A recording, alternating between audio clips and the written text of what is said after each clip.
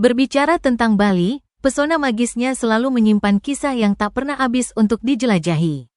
Salah satu tradisi Hindu Bali unik yang menarik perhatian adalah pembuatan lelakut.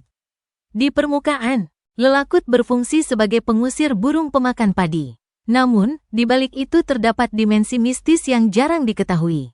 Bila diupacarai, lelakut dipercaya mampu menjadi penolak bala, melindungi sawah dari berbagai gangguan yang tak kasat mata. Lelakut biasanya dibuat dari bahan seadanya.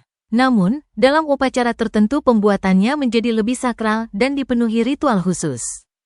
Tokoh Subak Kota Denpasar Wayan Jelantik menjelaskan, tak jarang masyarakat membuat lelakut disertai dengan upacara dan ritual agar lelakut dapat bermanfaat secara niskala. Menurut Jelantik, untuk menjadikan lelakut bertuah, diperlukan bahan khusus yang diyakini memiliki kekuatan magis. Salah satu bahan yang paling terkenal adalah Papah Nyuh Nunggal. Bahan ini langka dan sulit ditemukan. Papah Nyuh Nunggal adalah pelepah kelapa tunggal yang berdiri sendiri di pohon, diyakini memiliki kekuatan magis luar biasa. Proses pembuatan lelakut ini tidak bisa sembarangan. Untuk memunculkan daya magisnya, lelakut harus dihidupkan dengan sesaji dan mantra. Setelah ditancapkan di sawah pada hari tertentu, lelakut disembur dengan bawang putih dan jangu yang telah dikunyah sebanyak 3 kali.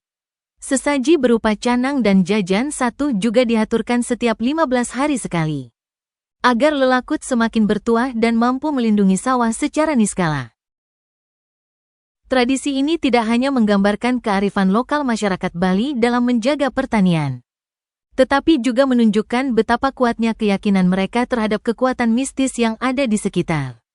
Kisah lelakut ini mengundang kita untuk memahami lebih dalam tentang hubungan antara manusia, alam, dan spiritualitas di Bali.